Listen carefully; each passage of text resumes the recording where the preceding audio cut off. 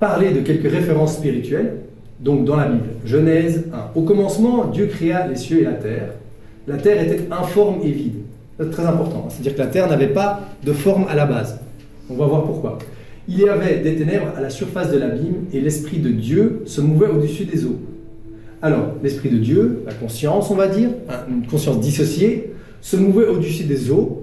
Pourquoi les eaux? C'est comme si, à la base, l'univers, c'est une espèce de vibration, de espèce d'état vibratoire, de tous ces différents états différents d'exister.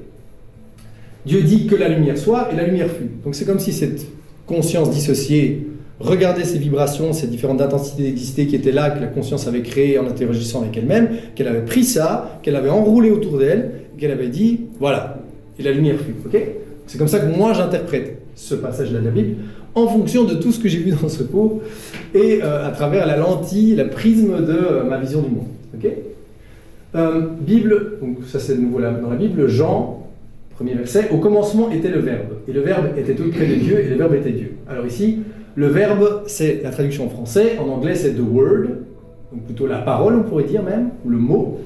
Et en fait, je lis ça à la philosophie hindoue, ici dans les Upanishads. Un autre passage, Om, ce mot impérissable est l'ensemble de cet univers phénoménal. Son explication est la suivante. Ce qui est devenu, ce qui devient, ce qui deviendra, en vérité, tout cela est Om. Et ce qui est au-delà de ces trois états du monde temporel, cela aussi, en vérité, est Om. Alors, c'est quoi Om? C'est quoi la parole?